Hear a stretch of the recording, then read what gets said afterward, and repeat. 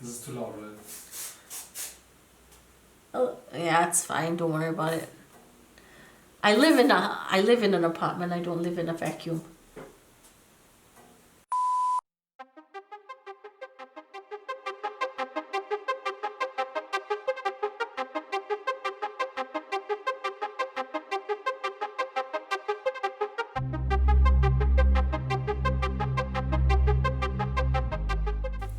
Hi gang, so in this video I am going to be doing another palette battle. We are going to be pitting the Sigma Creme de Couture palette. This is what it looks like on the inside versus the Neve Cosmetics Chiarissimi Palette. I hope I pronounced that correctly.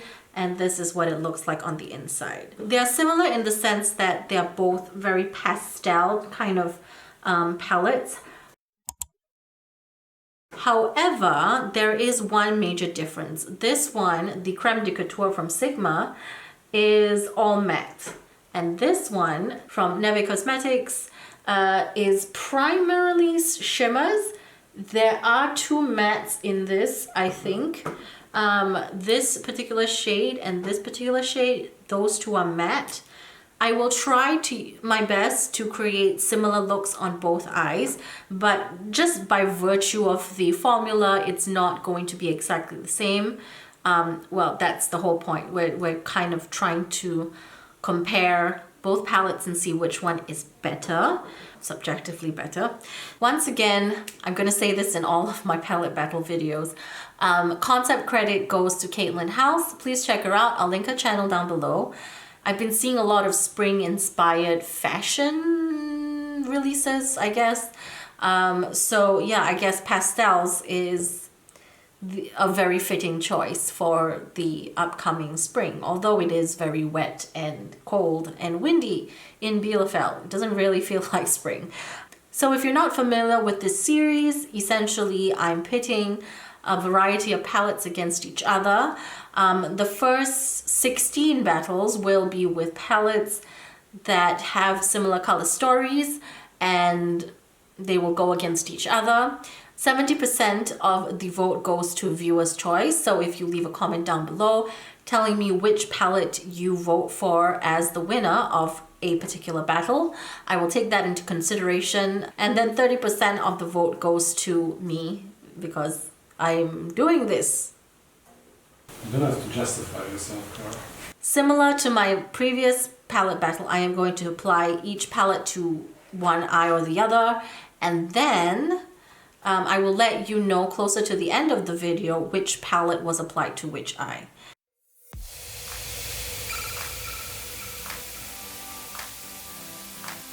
So I'm going to give you some information about the shades I'm using as I apply these shadows. From the Creme de Couture Sigma palette, I start off using a mixture of passion fruit and cherry blossom. And from the Chiarissimi palette, I'm using the shade Favola.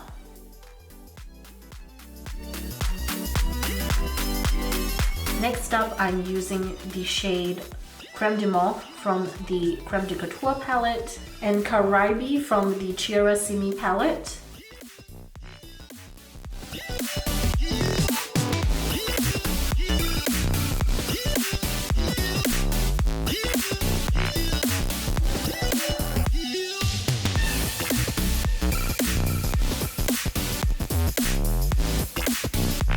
And then I go on to add shades of blue chocolate mixed in with blueberry cream from the Creme de Couture palette and a mixture of Oxygeno and Caribe from the Chiarissimi palette.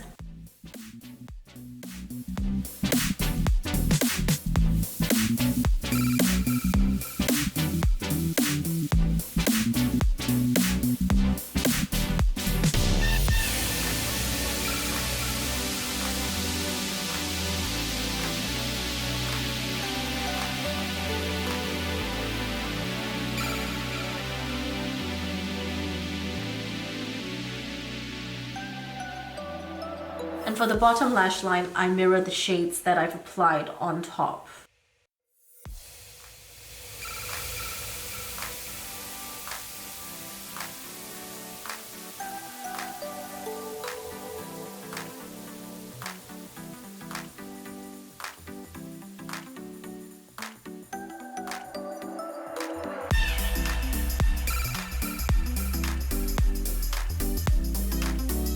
In the inner corner of the eye, I'm using the shade Violet Whip from the Creme de Couture palette. I'm using the shade Ghiaccio from the Chiarissimi palette.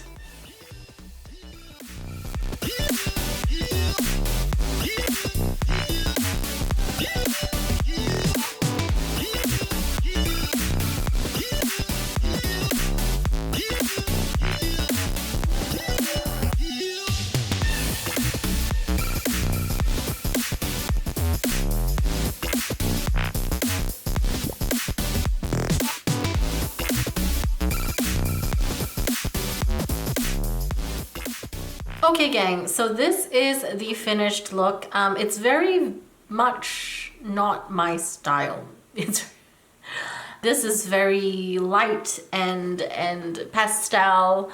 Not something I usually do, but I guess it's quite fresh-faced and appropriate for spring, I suppose. Whoopie daisy. Okay, so let's give you a close-up of the eyes. Which eye do you prefer? Which eye do you vote for? Let me know in the comments. This eye or this eye?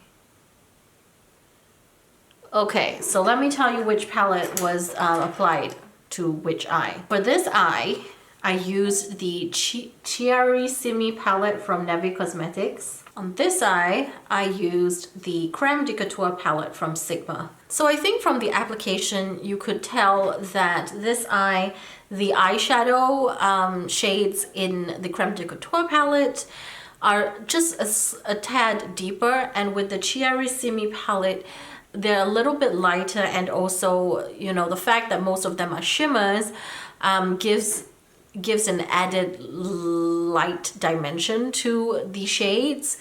And on my particular skin tone, I mean, I'm not very tan, but I'm also not extremely fair. So yeah, for these shades to show up on me, it does take a bit of packing on. With the Chiarissimi palette, I did have to wet my brush to get the opacity I needed for the blue shades. With the Creme de Couture palette, I didn't have to wet my brush. Then again, it's matte. It's a matte palette, and I usually don't wet matte shades. And for the rest of the face, I actually did use both palettes to create the blush as well as the highlight. And it's not just one singular shade. I mixed a whole bunch of shades with each other. If you haven't heard of Neve Cosmetics, it is actually an Italian brand, an Italian indie brand. They don't ship outside of the EU at this point of time. If you live in the EU, lucky you, you get to try out some Neve Cosmetics. I think previously they used to be a little bit more similar to Nabla Cosmetics, but at some point Nabla became a little bit more mainstream and accessible. I think it's also because Nabla started doing some eyeshadow palettes. Prior to that, Nabla was very much focused on their single eyeshadows, which I personally enjoy the quality of a lot. But Neve Cosmetics do have a lot of single eyeshadows, which in my opinion are also really good.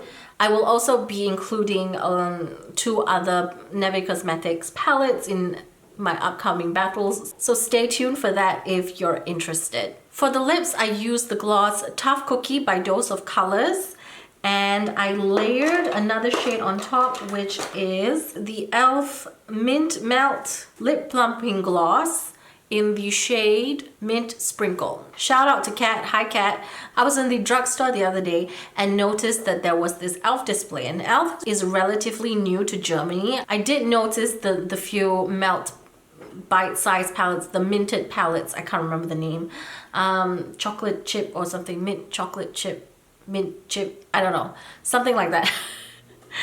And I remember that Kat had done a video specifically about those palettes, and I decided, you know, based on what she said, no, I'm not gonna get those palettes because first of all, I don't need them, and second of all, she mentioned that they weren't of great quality. I still wanted to try something from e.l.f., so I picked up the gloss, and I like the gloss. It's quite sticky. It has a very, very intense minty effect to the lips. I mean, you know, you might not like that. It might be unpleasant for you. For me, it's okay. It's tolerable, but it's very apparent. Yeah, I'll leave her review of those palettes down below for you to check it out. She's really cool. She likes a lot of indie makeup. She does have a lot of videos on indie brand eyeshadows such as Pastel Roses UK and was it Divina? I think her last one was on Divina. Luxy Beauty as well. Okay, so anyway, based on her recommendations, I decided to pick up some shades from the Pastel Roses UK brand. And I'm very, very pleasantly surprised, at least with the shades that I've tried. I will be doing a video on those eyeshadow singles soon.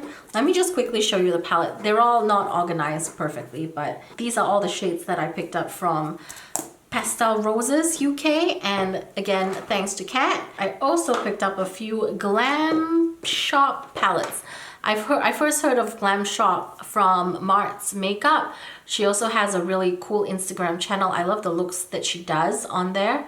And these are some shades from Glam Shop. I can definitely say that this particular shade is stunning. This one is called Tulle. It shifts from green to purple. It's so beautiful. Anyway,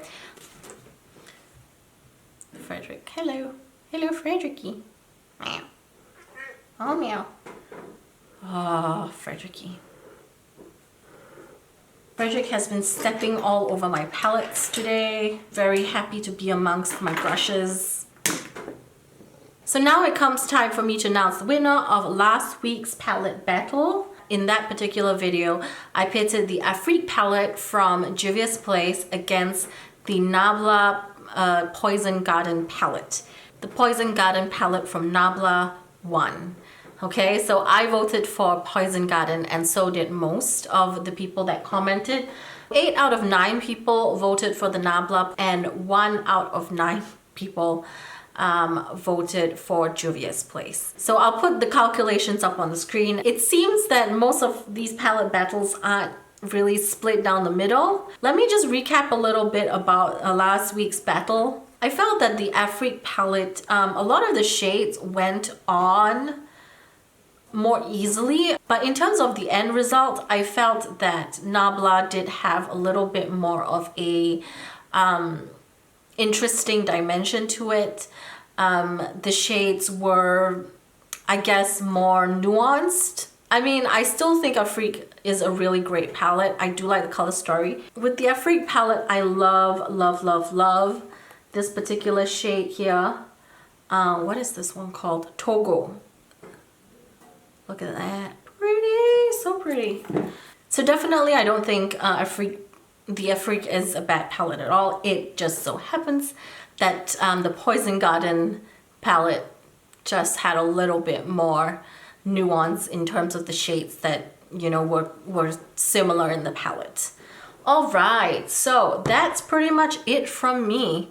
That's it from me, and ciao for now.